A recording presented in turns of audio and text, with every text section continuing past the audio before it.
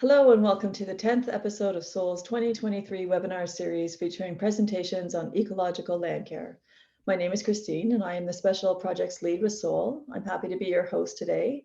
I live in Ottawa, the unceded, unsurrendered territory of the Algonquin Anishinaabe people. SOL's webinar series is held every 2 weeks on Tuesdays at noon Pacific, 3 p.m. Eastern. This month's theme is creating wildlife habitat. And you can find all the monthly themes and the registration information on SOL's website. We are recording this episode and it will be available on SOL's website and YouTube channel over the next week or so. Before we begin, I'd like to mention that this webinar series and much of SOL's work is made possible by the generous and ongoing support of Gaia College, Canada's leading college for professional development and diploma courses in organic land care. SOL is also supported by its members, so if you haven't become a member yet, I invite you to do so. At the end of this presentation, we will have 15 minutes or so for discussion. So if you have questions throughout this presentation, please put them in the chat. Finally, for today's presentation, I'm very pleased to introduce Jan Smith and Karen Cummings from Mars Wildlife Rescue Center. The charitable organization is located on Vancouver Island, British Columbia, and its mission is to conserve and protect native wildlife and its natural habitat through education and rehabilitation. So welcome to you both, and I pass it over to you. Thank you. So I am also going to begin by recognizing where we are today. We acknowledge that the land that we're speaking about, the land that we've been stewarding, is the unceded traditional territory of the Comox First Nation, the traditional keepers of this land. And they are still doing this powerful work of stewardship from the tops of the mountains to the ocean in our area. So our goal today for Karen and I is that we want to tell you a little bit about Mars Wildlife Rescue, the work that we've been doing on the site, our motivation for the stewardship work that we do, and our messages that we provide in presentations to the public, and our strategies that we've been using stewarding Mars over the last 3 years. So I'm going to do the first chunk, and Karen will carry on, and we'll go back and forth and continue with our presentation. So Mountaineer Avian Rescue, and I was really glad that you read our mission statement, Christine, because it is really the core of everything we do. So we have a wildlife hospital that treats a wide variety of wildlife from all over Vancouver Island. Every year we have well over 1,000 patients, and it's a very busy hospital. It's been operating, we've been operating as an organization for 30 years. We have a small number of paid staff, but we just wouldn't exist without our volunteers and the generous support of our community. So our visitor center is a very busy place that opened in 2019. We host about 5,000 visitors annually, and we do school tours, small groups, and specialty tours and other events. We have a large exhibits hall, and guests come for education about ambassador birds, who are our resident birds, as you can see in this photo of one of our hawks. So the mission statement is really what grounds everything we do with patients, the public, and with the land. So this is the land that was purchased in 2015. We had existed on a small two-acre property before, and this is 11 acres that was purchased in 2015. It was very much disturbed land. You can see small growths of trees, but a lot of it is invasive species all through here. Down here was farmland that was part of a post-World War I land grant. It's experienced major fires, logging repeatedly. It used to be an outdoor movie theater in this upper section here, and it's very much been disturbed over time, and is been quite full of invasive species. So since the purchase in 2015, it's been very busy on site. So the hospital opened in 2017. This is the hospital and some of the outbuildings for the hospital here. This is the visitor center here. And in this area, we have our large flight pen and many outbuildings that are for wildlife. Down here is the fire hall. We've leased some of our land to the Merville Fire Hall, so we have very close fire protection. Just going to point out that we have dug 4 wetlands, ponds through here, and they're a large focus of our work. But most of the work we've done is in and around the visitor center in this area here. Okay, so our goals broadly as stewards have been to create a habitat for wildlife and to invite diversity, to engage in the tangible act of reconciliation by removing invasives and planting native species. And the final one, inspire people to see the beauty and function of native plants and to reimagine their relationship with habitat at their home place. These goals have been broadly accepted by and supported by our board with funding and just lots of encouragement. So this to give you a sense of what it's looked like in the past, and you'll see through the pictures that we're going to be showing you. These 2 posts will help sort of orient you to the pictures you'll see. And this is sort of been part of our building, the visitor center. And you'll see this fence and these water towers appear quite often. So this is 2019 and 2020. So we talk to people about what the status quo is, what people believe, what we're seeing broadly in the public. One is that nature is out there. It's not where I am. I have to go to a park. I have to go to a provincial or national park to see wildlife. People garden with the idea of exotics in their homes, like these flowers that are daylilies.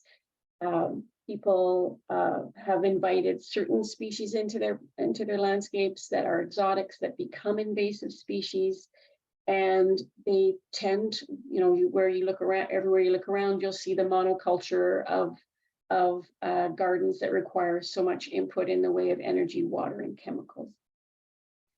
So this message from Doug Ptolemy is probably something that's familiar to people in this group, this organization. And what he says has guided a lot of our work. Unless we restore native plants to our suburban ecosystem, the future of diversity is dim. So the question is, what can I do? It's easy to feel helpless. And for Karen and I, it's been lovely to work together to answer the question of what can we do? So our response is that we can give nature a place in our urban landscapes and immerse ourselves in nature at home. So these shots here are from my own yard, and I am truly a novice in all of this. I've been guided by Karen's wisdom, and I've only been inviting native plants into my own yard for the last 3 or 4 years. So you can see wild ginger and native ferns. You can see the evidence of leafcutter bees, and I'm always thrilled to see hoverfly larvae. So it's a change in the way I see nature, the way I see habitat. So how do we do this? And if we encourage people to redirect some of what you have a space in your yard to native plants that have co-evolved with native species. So these are shots from Mars itself. So we have our very own Vancouver Island bumblebee right here on Oregon gumweed, the hooded owlet on Douglas aster, and a song sparrow on Pacific crab. So if you have these species that have co-evolved with other species, it makes an inviting place. So you may have heard of the concept of homegrown national park, another Doug Ptolemy idea that's really taken root. So here we have on the one side, last year's late summer Big Log Meadow. So we'll be referring to the Big Log Meadow and the Big Rock Meadow or bed throughout this presentation. And on this side was just the beginning of one of a bed at my own home. So this concept of homegrown national park is a really easy one to communicate to people that if we were to connect all of our environments, it would make a really big difference to biodiversity. So that if we start to create these habitats in our home place, it will have a big impact on wildlife, the environment, and climate. So what is a healthy habitat? I want to be sure there we go. Okay, healthy habitat. Karen, is that you or me? Yeah, that's me. That's you. Over to you, That's Karen. me. So creating healthy habitat considers not only about how it's going to look, but how it will function. So we put function for wildlife and people who are going to use the site at the front. And what does this mean? Well, it means that we designed very diverse native plantings that were very layered. And we mostly planted the site or have soft paths made of mulch. There's meaning that there's very little hardscape. You see a fence in this photo that's keeping deer out while it gets established, but there's very little hard paving. There's also less or no traditional monoculture in a healthy habitat, lawn that's frequently mowed and watered. So this is what we call at Mars the green dot. It's just a patch of green in the middle of some soft mulch pathing. It's a mix of natives like yarrow and native bunch grasses, and also some non-natives this is a mix from West Coast seeds that they call bee turf. It naturally grows very short, so we only have to weed eat it maybe twice a season. And it also generally stays green with very little water. So this is working, but if we did it again, we'd make it a more local mix.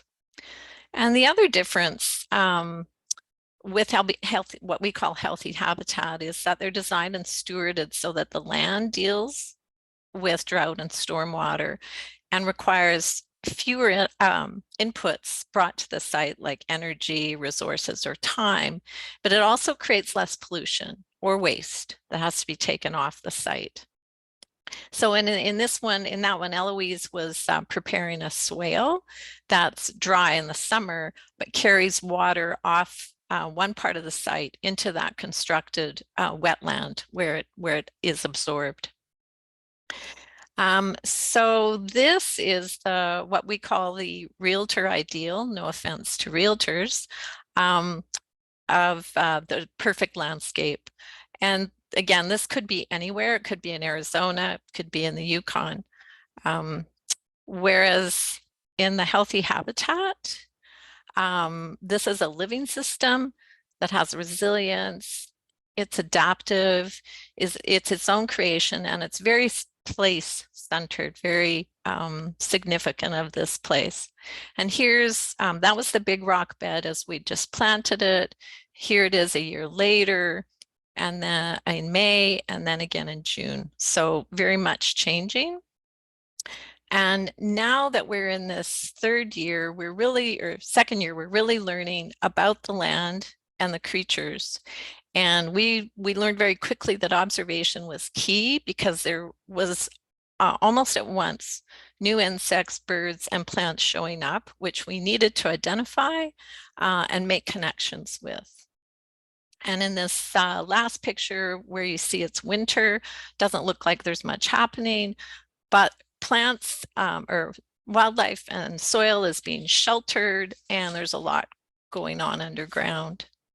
And another function that we took to heart was creating shelter. Rotting log is living. The brush pile in the middle offers shelter for roosting. There's food in the decaying wood, and there's nesting habitat. And the rock pile near the wetland is a heat sink and offers shelter for snakes and insects. And this tiny pond is it's only about 10 feet by 8 feet, but it's really, really busy with life. Ways with water, there are so many, from rain gardens, ponds, swales, all of them use water and absorb water that falls on the property and helps to boost biodiversity like this native striped meadowhawk. And they do create beauty. It's amazing. And they also create the chance of the unexpected. So what you might not be able to see with your eye in the yellow circles is a Pacific tree frog that was sheltering there. Okay, so people ask us what they should do. And again, the group that are working with Homegrown National Park, they've kind of summarized a lot of this in their social media. So shrinking your lawn, planting native, feeding pollinators, and removing invasives are kind of their first goals, small goals. We would argue that going a little further than just saying pollinators, but valuing all insects and also really thinking about replacing invasives, not just removing them. You can also go really big, and that can be exciting. That's what we could say that we did. So we started by really thinking about the land that we have. We began by learning about this land, and this was, as you see on here, 2020. So just orienting, this is that fence again, and over here are the alders who are growing quite well, but everything else was a mass of weeds. The conditions were really hot, dry here, a little more wet back here. So knowing about the land, where is it sunny, where is it shady, where is it dry, where is it wet? And then we considered what was functioning already. We had these alders here. There's in this area here, we had this lovely goldenrod, but most of the rest of it was not really welcome. So we had to examine how shade would work and that kind of thing in this area. So this is another frame from Doug Ptolemy that's been very useful for us and for the public, the idea of contributors, non-contributors, and detractors. So in my own yard, I have this rose that is quite a contributor. It is open, so the pollen is available to bees. It's very busy, and it's also blooming for its second time. So this is a nice type of way to think about things as contributors. So the non-contributors in my yard, daylilies do nothing. Nobody visits them. They just really just take up space. And then I don't know what in other parts of Canada what the problem plants are, but in my yard, Spanish bluebells have just taken over the property, and I have to work really hard to get rid of them. So it's encouraging for people to know they don't have to be purists about what plants they keep in their yard.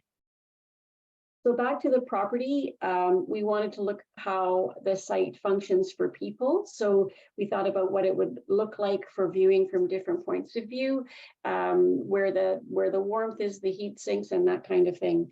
So that as well guided what we do. Okay, so moving forward. Planning. So this is Karen and Royanne, who has been very, very involved in the organic gardening and farming movement. You can see this is in the middle of COVID. They had paper plans, plant lists, and we really considered all those things to prevent mistakes. The plants were planted to suit the site condition. We considered, and in Karen's plans, how large different things would get. If it's your own personal property, you'd want to be sure to consider food gardens and wild areas and paths and that kind of thing. Where the trees and shrubs and grasses, as well as sedges and rushes are going to go because they have such important value. So in my own yard, I've worked area to area, but we've been working from a large site plan.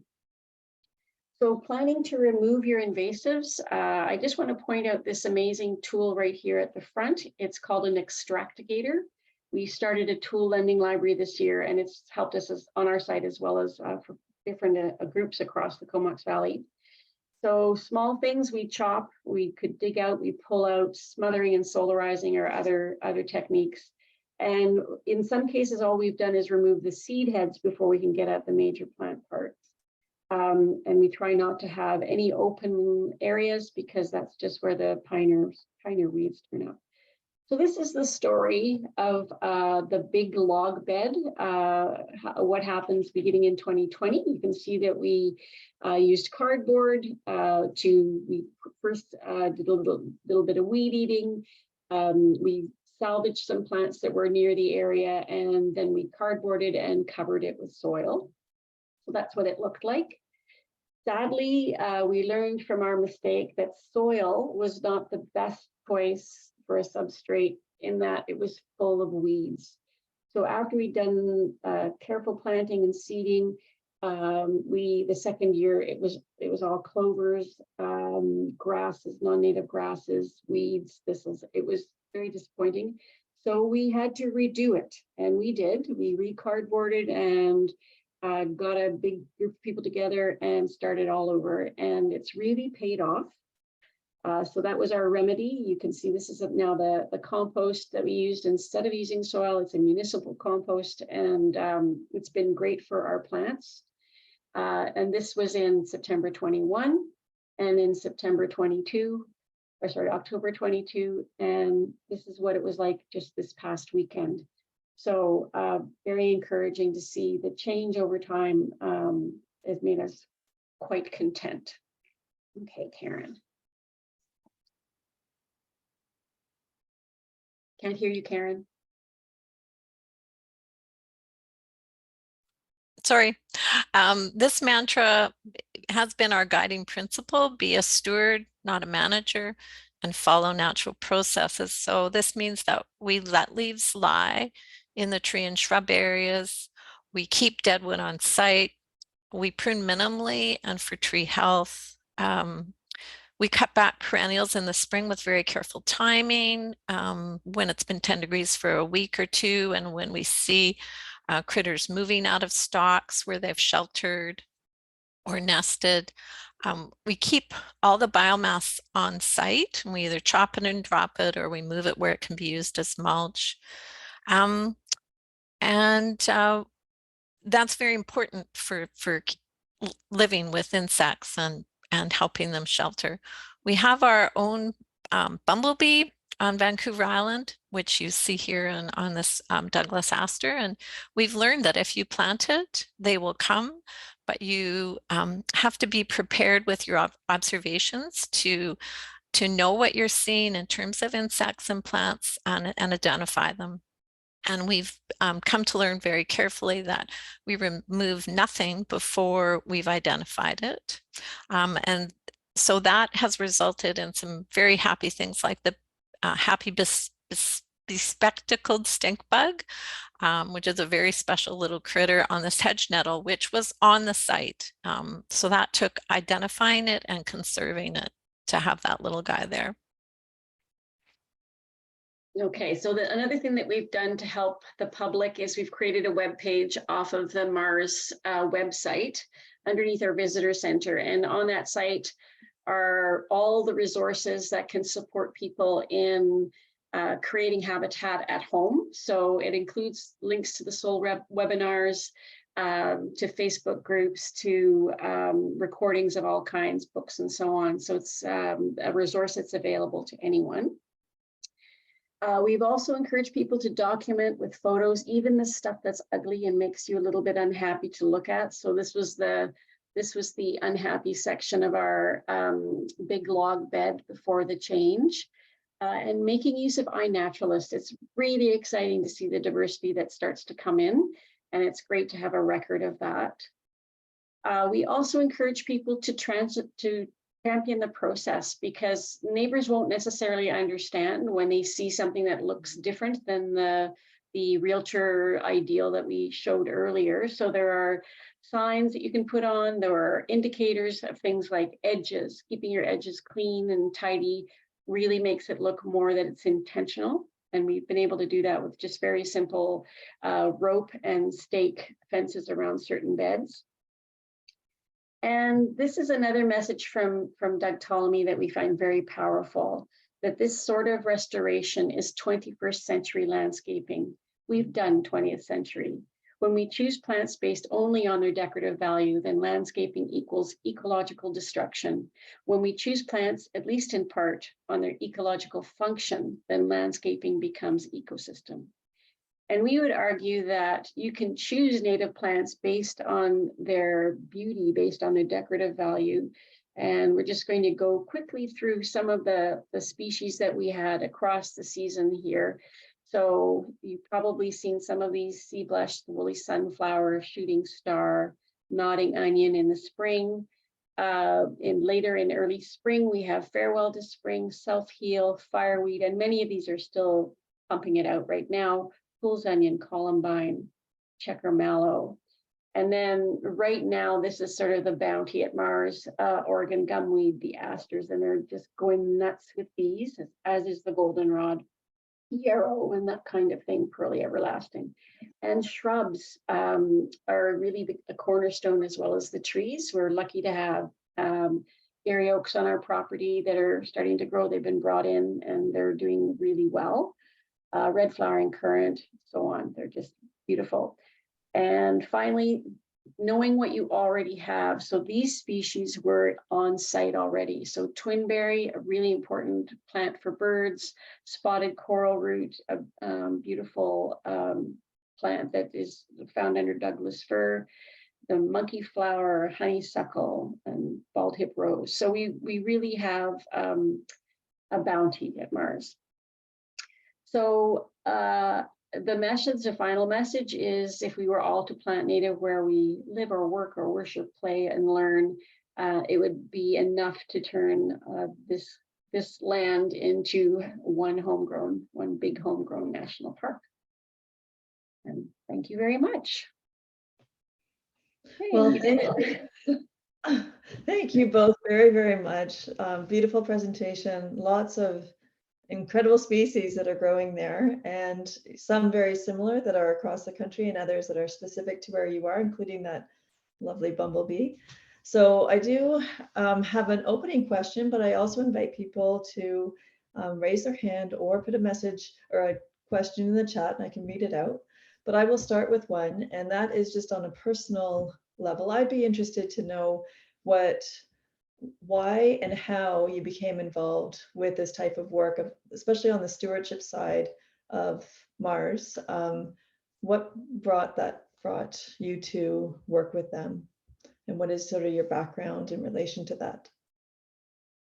I'll start because I was there before Karen, and I was on the board and doing other work at Mars, and that very first shot of the building with nothing around it, the people had started to talk about planting native plants, and so I joined a small group. Then I was asked to plant that green dot, and it was not that hard, but it wasn't that satisfying.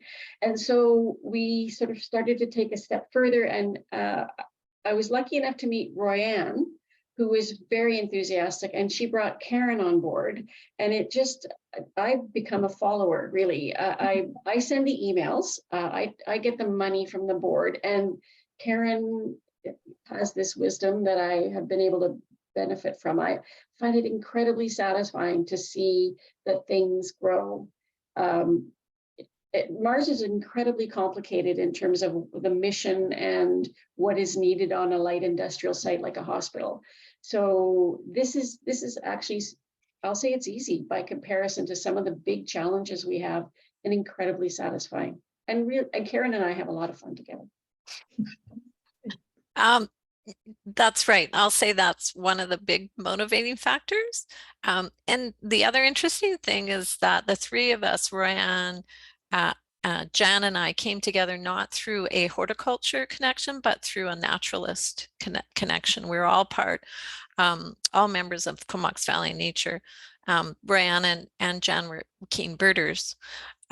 So that's interesting to me. And I had, by the time I met them, I had already pretty much retired from private practice doing landscape planning and maintenance in the Comox Valley. But I was really happy to be involved with a project like this that really focused without reservation at all on creating habitat, as opposed to recreating what people had seen in magazines as, the gold standard, as really, really exhausted by what seemed to me a very bad direction. So this has just been honestly pure joy. A lot of hard work and persistence, just keeping going week after week, but so joyful, so satisfying. Well, so Karen, when you're talking about your background, sort of more in the landscape design, horticulture side, but merging that with the naturalist side, and do you think that could be more widespread, like this idea that you come, not only horticulture suggests more the relationship plants and soil, but in this case, it's more holistic in considering wildlife and humans in that ecosystem as well. So Yeah. So when you're doing all of the work with visitors, so if the center has 5,000 visitors, how many of those actually sort of stop at that hospital side, or how much of it is brought to the idea of stewardship? And there is so much that you presented here about Doug Talmey's sort of whole message that we have to be doing this on private lands as well in suburban and urban areas. So how much of those visitors' attention and focus is on that side of what we can all individually do and collectively do to impact our local habitats? In a way, it's hard to say. We have done one presentation that was specifically on this topic, and we had about 20 guests come in, and Karen and I gave a similar presentation to this one, and then did a tour of the beds that we have. In general, it depends on who's in front of you when you're guiding people around. We mention the situation with the land and how it's changed over time, and that we're trying to improve it by planting natives. And if we stop in certain places, and one of our young guides has been doing this, he just says, stop and look across these plants and see how many bees you see. And even that changed. And then go home and look and see how many bees you see. Yeah. So I think we do get a lot of repeat customers. Many people just come because they want to see wildlife. They want to see animals, or they are just, it's an outing for the kids. But getting people to crouch down and look in the pond, getting people to really look closely at the flowers that are at nose level and see what's happening with them. I don't know, I think it's always going to be a slow shift in that direction.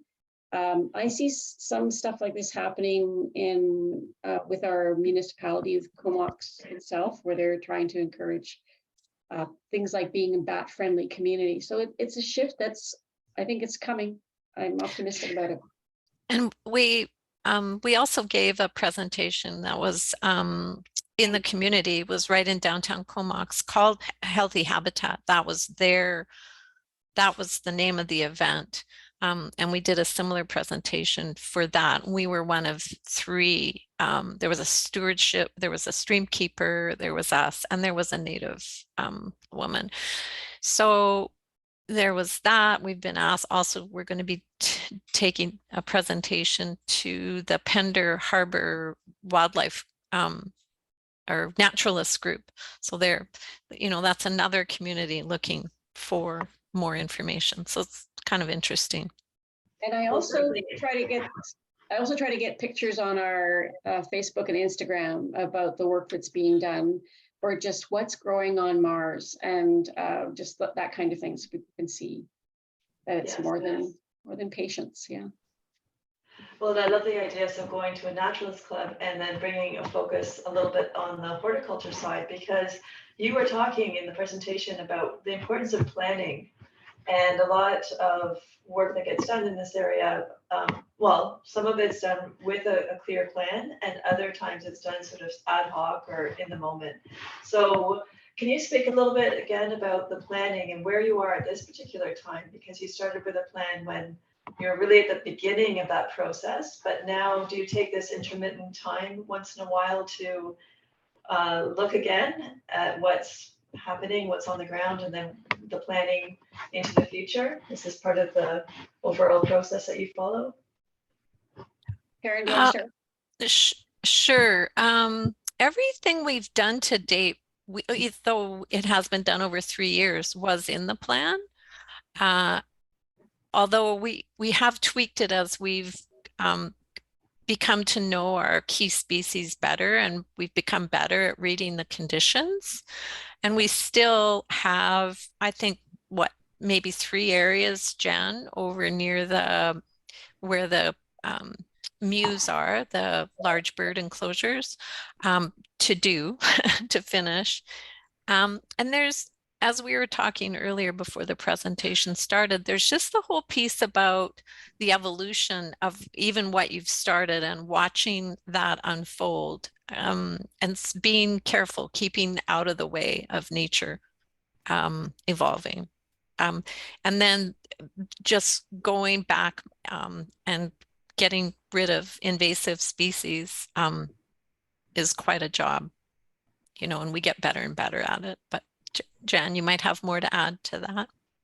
Well, you were mentioning red flowering currant earlier. So red flowering currant is a really lovely shrub that grows well in different places at Mars, but there's one bed where it's not successful. So we're not going to try to shoehorn it into a space where clearly the message from the plant is, I don't belong here, it doesn't work here. And so that has guided us. You know, just the fact that over the winter, the gardens look different. They don't look like a nice green lawn. So we've got some signage that sort of says, you know, this is a meadow in the making. This is coming. We have 2 beds that are quite public that look, you know, they're just starting out and they look kind of rough. But, you know, that's the story. This is what it will look like for a while. And then there's always the challenge of the fact that we are a busy site. We have gravel piles and conduit and holes, big holes in the ground because we're putting in a new fawn ICU. So those sorts of things can be really disruptive. And then just the communication around that. Oh, can we save these plants before you dig here? That kind of thing. So it's a complicated place. And you know, we just have to keep moving forward with what we can. Sometimes our plans change. And sometimes the plans around how to communicate or how to move the public education piece where that's always changing. And just seeing one of the recent soul recordings, Greener Greenspace recordings from the flowering borders or blooming borders. About blooming boulevards. Yeah, blooming. Yeah, that was amazing. So many good ideas we got out of that one. Okay, well, that's fantastic. So I think that's, you know, having the Greener Green Spaces program is really helpful that way. Okay, and yeah, so let's mention that again, that this is another one of the Greener Green Spaces, and you touched on all these points of the criteria and what makes a Greener Green Space, and you touched on the focus on increasing biodiversity and that relationship of plants and the natural systems as a whole, and also about the energy waste and that consideration and intention to be very conscious of where things come from and how to use resources in a way that is not harmful. And also that outreach public education. So it's wonderful for you to say that you've learned from another group, because every site, especially when they are, as you're doing, very observing your place and your particular interactions that are happening, have a lot to share and give to other groups as well. So one other area that you talked about in the application for the Greener Green Spaces program is in the composting. Can you talk a little bit about that? Sure. So even in our presentations to the public, we do talk about the fact that a hospital generates a lot of garbage. There's food waste from animals that don't eat a complete meal, or there's food waste from prep. So when probably 2 years ago, we did a full solid waste audit of the site through the Comox Regional District, and they came and they helped us with that. And we realized we could divert some of our waste from the hospital by composting. So it's tricky to compost on our site because we have bears, we have rats. It's you know, we would need something really solid to take care of that. So we have a tumbling composter, big metal tumbling composter.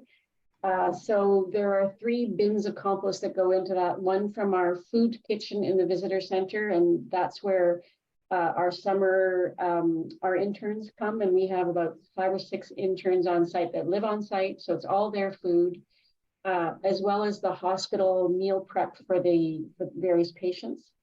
So that does not include raccoons. Everything from raccoons is kept quite separate. And it goes into this big bin. We add pellets, wood stove pellets as the brown, and it gets tumbled. So because a lot of the what's in there is seed, we often don't use that in our gardens. We're going to be using it as mulch in particular places, but it is a way of diverting. So we're happy to be doing that. Yes, yes. Great.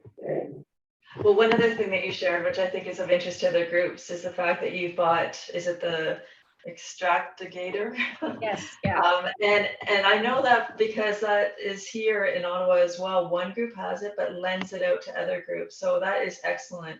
Yeah. And not every group has to own all the same equipment. It's also a really good communications tool. When you're borrowing it, you're probably also imparting how it's used, and then you want to know more about the site that they're working on. So it is a really interesting shared resource in the community, and thanks for bringing that up, because I think that's very useful.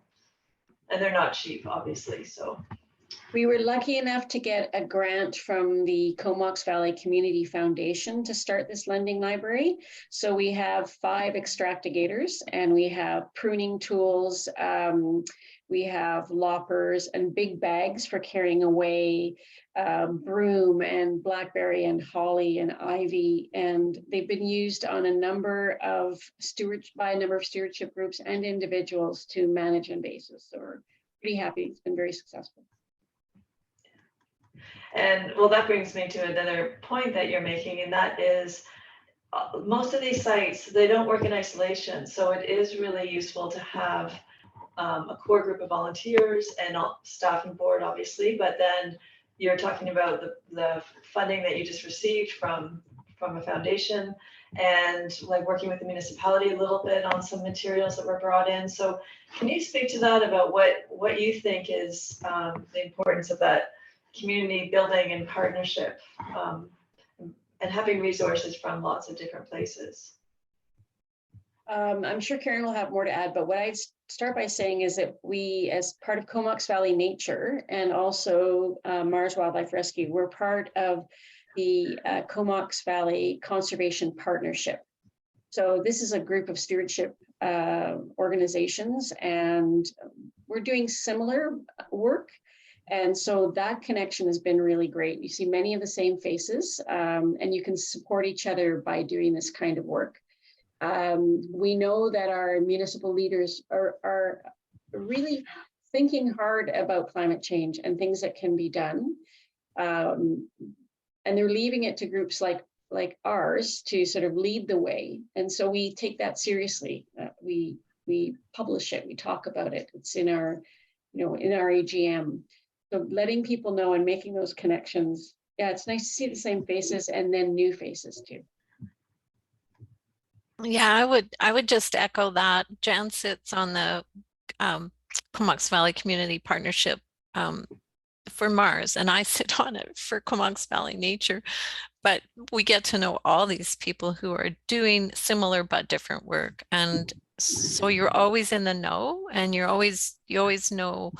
You start to get to know what the people you can count on to help you boost these initiatives, and it just gives a bigger circle of people to draw from in all ways. And the piece of there's so much overlap. There was a man who was on the board at Mars who's now spearheading a initiative to make Comox, where I live, a bird-friendly city. And so that's an initiative all of us can get behind. And that's kind of the power of working together from different groups, but knowing each other. Yeah, fantastic. Well, on that note, we're out of time, but I truly appreciate your time today giving this presentation. Looking forward to putting it up, and we know that, people will have access to this on Soul's website and our YouTube channel from now on. And so we'll make sure we'll put out a notice about that. Our next webinar is actually in 4 weeks. We're skipping a week because of summer. And so we're coming back with a presentation from Alberta, and it's more or less a pollinator meadow that's been created in a UNESCO biosphere. So please join us for that one, and all the information is on Soul's website. So thank you both today, and thanks for others who came on this webinar, and we will see you next time. Thank you, Christine. Thank you, Soul. Bye. Take Bye. care. Thank you. Bye-bye. Thank you. Bye-bye. Bye.